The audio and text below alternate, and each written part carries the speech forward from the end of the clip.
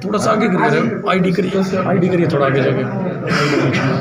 आज जो हरियाणा सरकार ने डेवलपमेंट चार्ज एकदम कई 100 गुना बढ़ा दिए हैं और कलेक्टर रेट भी एकदम 3-4 गुना बढ़ा दिए हैं, उसको 300-400% बढ़ा दिए हैं एकदम बिना कोई नोटिस, बिना कुछ। ये सरकार लोगों का खून भी चूसने वाली सरकार है। कैसे काम चलेगा प्रॉपर्टी का? कौन आज मकान बना सकेगा 100 गज का लेके? आज 100 गज का मकान बनाने के लिए 2 लाख रुपए तो उसको नक्शा पास का ही लगेगा। 25-30 हज़ार ये भेड़िए बैठे हैं इसके अंदर, नगर निगम के अंदर नक्शे पास करने वाले, वो लेंगे। उसके बाद इंस्पेक्टर आते हैं, ये आपने गलत किया, ये किया, 50,000 लाख रुपए वो मांगते हैं। मकान बनाने वाले की तो आज 100 गज का मकान कोई बना ही सकता। फिर कलेक्टर रेट के ऊपर लगा दिया उन्होंने। फिर ये कहते हैं कि जो डेवलपमेंट चार्ज पहले आपने देके मकान बना लिया है, आज से 10 साल पहले बना लिया है, हमने आज ये बना लिया है, उसका बड़ा हुआ भी बीच वाला देना पड़ेगा जो आपका उस टाइम 100 रुपये था, आज 1000 है तो आज 900 रुपये और जमा कराओगे। अरे ये तो कोई बात ही नहीं है, तो बिल्कुल ही तुगलक की फरमान है। ये भ्रष्ट सरकार है, अयाश सरकार है। इसके 1000 करोड़ तो इसका एडवर्टाइजमेंट का खर्चा है 1 साल का। ये खतर सरकार का, इससे निकम्मी सरकार हिंदुस्तान में कोई नहीं है। इसने जो भी फैसला लिया है पब्लिक विरोधी लिया है। आज किसी दफ्तर के अंदर चल जाओ आप, जो रिश्वत पहले 200 रुपये लगती थी, 5,000 से कम काम नहीं होता। जो पहले 300 रुपये लगती थी वो 10,000 रुपये मांगते हैं, और फिर उसके बाद भी गारंटी नहीं काम पूरा हो जाएगा, फिर भी 3-4 महीने चक्कर काटो। तो ये तो एक जो प्रॉपर्टी डीलर हैं, प्रॉपर्टी से का काम करते हैं, मेन रेवेन्यू सरकार का वहाँ से जाता है। सरकार को चलाने वाले ये प्रॉपर्टी के काम करने वाले हैं। अगर इनका काम ही बंद हो जाएगा तो सरकार कहाँ से चलेगी? सरकार कहाँ से चलेगी? ये तो इन्होंने नादरशाही टैक्स लगा दिया है। ये टैक्स इनको सरकार को फौरन वापस देना चाहिए। ये डेवलपमेंट चार्ज भी और ये जो लगाया और कलेक्टर रेट भी साल बढ़ा दिया। अभी बढ़ाए थे 2-3 महीने पहले, उससे पहले कोरोना के अंदर 2 बार बढ़ाए हैं। यानी इस कोरोना के अंदर अब तक 5 बार कलेक्टर रेट ये बढ़ा चुके हैं। ये तो बिल्कुल लोगों को एक ये कर रहे हैं कि कोई आदमी मकान बना ही नहीं, या तो झोंपड़ियों में रहो या अपने खेत खलिहान में रहो, शहर से नगर निगम की सीमा से बाहर, शहर के अंदर आप मकान नहीं बना सकते। फैसले को कंडम करते हैं और सरकार से मांग करते हैं कि भाई अपना ये जो औरंगजेब वाला फैसला है, तुगलक की फरमान है, इसको वापस लें और अपने खर्चों के ऊपर कंट्रोल करें। 70,000 करोड़ रुपये कर्जा था इस सरकार के ऊपर जब ये सरकार आई थी। आज 3 लाख करोड़ रुपये इसका कर्जा इसके ऊपर, जबकि इस सरकार ने हरियाणा के अंदर एक भी काम नहीं किया, एक भी नया कारखाना नहीं लगाया, एक भी बाहर से कारखाना नहीं आया। ये झूठ का बुलंद है। उधर मोदी सारे देश को बेच रहे हैं, औने पौने दाम के अंदर फैक्ट्रियाँ बेच रहे हैं, सब सरकारी संपत्ति।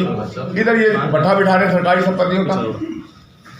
ये खट्टर और खट्टर से बेईमान हिंदुस्तान में कोई चीफ मिनिस्टर नहीं। मेरी बात नोट कर लो, कैसे कैसे खाते हैं ये आपको ठेका है, 100 करोड़ का काम है, 400 करोड़ का कहेंगे अपने ठेकेदार बुला के भर दे टेंडर, उसके नाम छोड़ देंगे।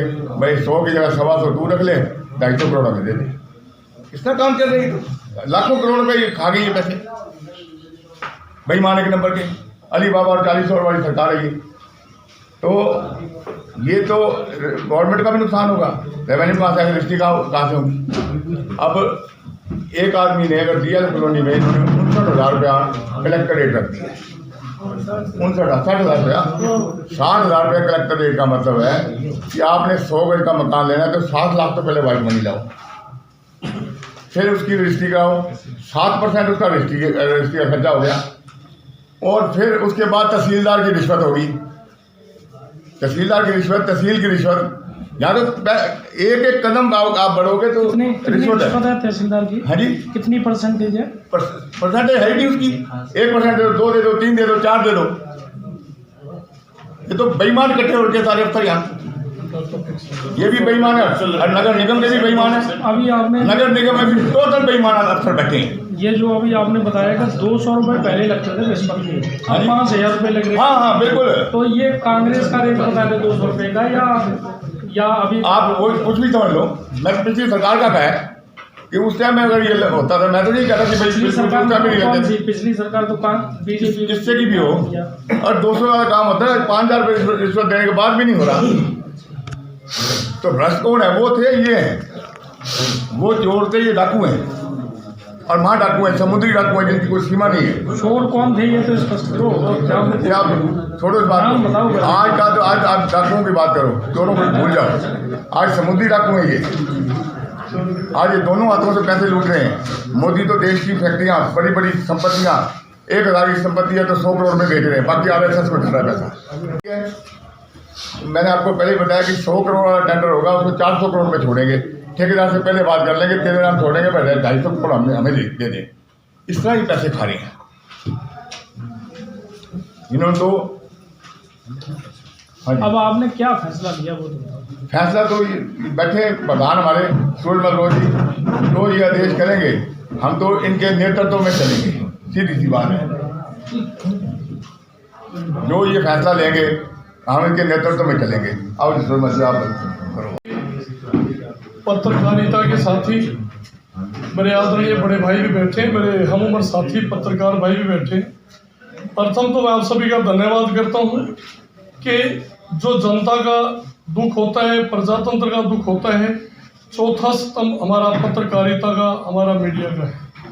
जब जब जनता पर कोई काला कानून आता है, सरकार के द्वारा काला कानून लाया जाता है, थोपा जाता है, तब तब हमारे मीडिया के भाई उस बात को उठाते हैं कि ये कार्य जनता के पीछे सरकार के द्वारा गलत रूप से कानून बनाए गए, गलत रूप से थोपा गया। आप सभी का धन्यवाद करते हुए मैं अब आपके सरकार के जो काले कानून हैं उनके बारे में बताना चाहूँगा। साथियों, भारत एक प्रजातंत्र का देश है, डेमोक्रेसी है यहाँ पर।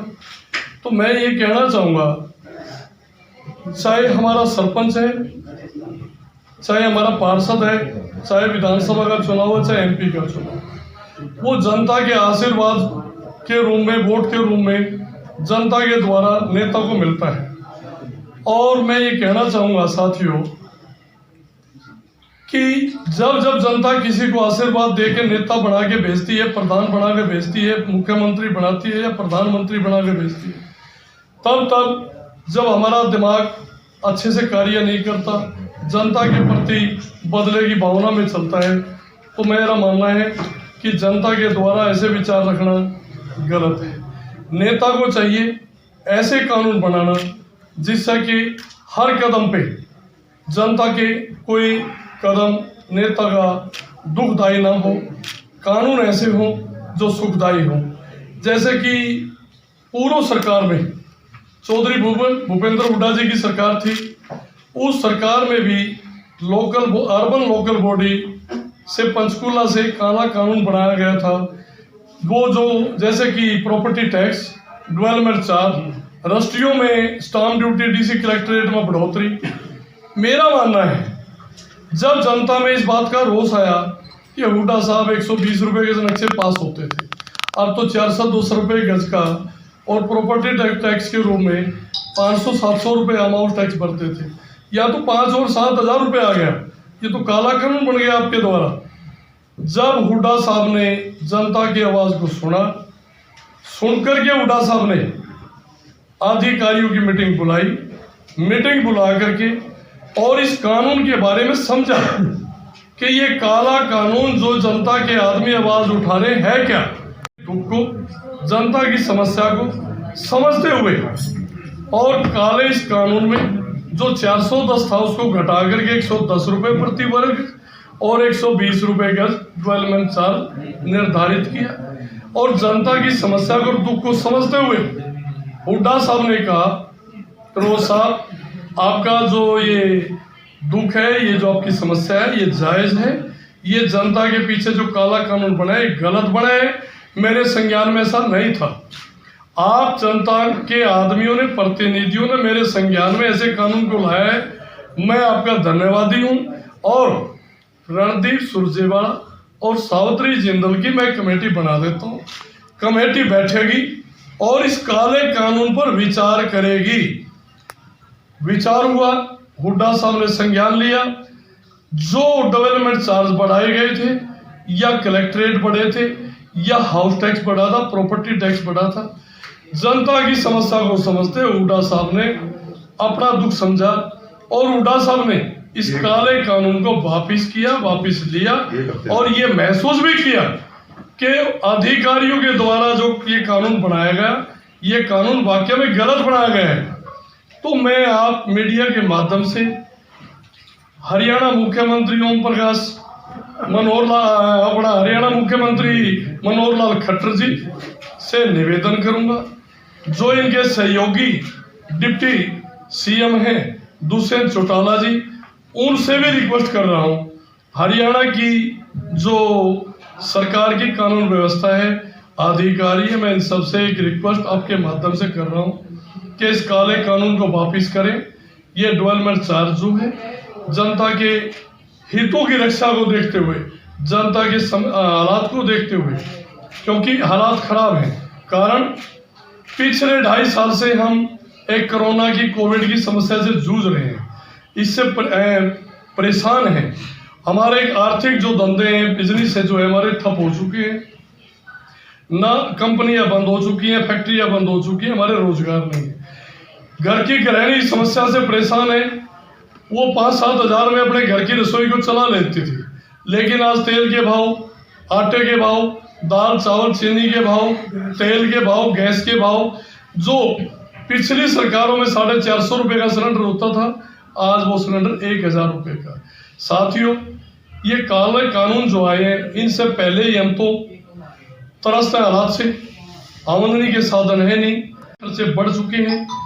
तो मैं आपके माध्यम से हरियाणा सरकार को अपने मनोहर लाल खट्टर जी से प्रार्थना करता हूँ आपके द्वारा कि इस काले कानून को वापिस लें, जो ऑलरेडी कलेक्टर रेट है उनको भी कम किया जाए, जो विकास शुल्क के जो रेट है उनको कम किया जाए, जो डेवलपमेंट चार्ज और जो डीसी के कलेक्टर रेट है उनको भी कम किया जाए, आगामी समय में ना बढ़ाया जाए। और साथियों, आप तो सारे ही साथी भाई धरातल से जुड़े हुए हैं, जनता की आवाज को उठाने का कष्ट करते हैं, प्रयास करते हैं। तो साथियों, मैं एक बात और कहना चाहूंगा आपके माध्यम से, हमारा देश प्रजातंत्र के हिसाब से डेमोक्रेसी का प्रदेश है, देश है। इसके अंदर जनता की आवाज जो है वो मीडिया के भाई आपके द्वारा ही लोगों की समस्या को नेताओं के सामने सुनाया जाता है, दिखाया जाता है। तो मैं एक बात जरूर रखना चाहूँगा आपके माध्यम से कि हमारे देश में 36 बरादरी का देश है, प्रजातंत्र का देश है। यहाँ पर अनेक भाषाएं हैं, अनेक जातियां हैं, अनेक विचार हैं, अनेक धर्म है, फिर भी अनेकता में एकता है। हमारा एक 36 बरादरी का परिवार है पूरे देश का। कोई भी भाई अगर किसी जाति पे पटाक्षेप करता है, जाति का सवाल उठाता है, तो कृपा अपने मीडिया भाइयों से मेरा निवेदन है उस बात को ज़्यादा ना उठाया जाए। कोशिश करें आपके माध्यम से हम सब भाइयों का एक भाईचारा, एक परिवार बना रहे। और फिर भी मैं आपसे दोबारा रिक्वेस्ट करूँगा हाथ जोड़ के, हमारे हरियाणा के मुख्यमंत्री खट्टर साहब से आपके माध्यम से एक अच्छी आवाज़, एक अच्छी निवेदन जाए, उनके दिमाग में अच्छे से बैठ जाए कि वाकई में जो एक कानून बनाए गलत बनाए। तो साथियों, फिर मैं दोबारा से आपका धन्यवाद करना चाहूँगा। आपने जनता की आवाज़ को हमारे माध्यम से, आपके माध्यम से सरकार के द्वारा सरकार को पहुँचाने का आप कष्ट करेंगे। ये नहीं बताया कि सरकार ये फैसला वापस नहीं लेती है तो अगले सोमवार से 1 सप्ताह का हम समय सरकार को देते हैं, क्योंकि सरकार को अपनी मीटिंगें करनी होती हैं, ऑफिसर लॉबी की मीटिंग लेनी होती है। फिर भी मैं आपके माध्यम से एक बात, ये मेरे मुंह से रह गया था ये बात कहना, फिर भी मैं ये कहना चाहूँगा, 1 सप्ताह के अंदर अगर सरकार ने काले कानून वापस ना लिए तो हम आगामी सोमवार से रोड जाम करेंगे, शहर के अंदर धरना देंगे और डीसी को ज्ञापन देंगे, सरकार को अपना जो हमारा दुख है उसको प्रकट करेंगे, रोज जाहिर करेंगे। कौन से रोड जाम करोगे? सोनीपत स्टैंड यार्ड रहेगा, DC office, Sonipat stand DC office के साथ में ये यार्ड रहेगा हमारा। ऐसा तो नहीं कि आंदोलन से पीछे आप प्रॉपर्टी डीलर हो इसीलिए पीछे हटाए? क्योंकि एक सप्ताह तो बहुत लंबा टाइम होता है। देखिएगा, मैं आपको बताता हूँ छोटे भाई, आपका सवाल अच्छा है। मैं प्रॉपर्टी डीलर या कोई भी, हर भाई कोई ना कोई कार्य करता है। पेट का सवाल है, कोई किसी कार्य से रोटी कमा के खा रहा है, कोई किसी कार्य से कमा के खा रहा है। तो मैं अपने साथियों को बताना चाहूँगा, यहाँ पर मैं प्रॉपर्टी डीलर नहीं हूँगा, या मैं जनता का सेवक होगा, जनता का प्रतिनिधित्व करने वाला एक इंसान होगा। सुरेंद्र जी, आपसे पहले के जो वक्ता थे, इन्होंने इस सरकार को तो समुद्री डाकू कहा जी, और पिछली सरकार को चोर कहा जी। आप उससे सहमत हैं? देखिएगा, पिछली सरकार को चोर कहना, ये अपनी अपनी एक विचारधारा है। मैं आपके बीच में लगभग 2.5 साल पहले निगम पार्षद रहा और हमारा आपका सामना डेली होता था। अब तो थोड़ा सा दूरी बन चुकी हुई है, लेकिन जब मैं पार्षद था तकरीबन मिलना जुलना होता था। आपके भाई ने, जग जाहिर है, ना तो आपके भाई ने कोई 1 रुपया जो ना तनख्वाह का लिया और ना किसी ठेकेदार से रिश्वत के रूप में चाय पी। पूर्ण रूप से आत्मा से जनता की सेवा की। मेरा अपना कोई स्वार्थ नहीं रहा।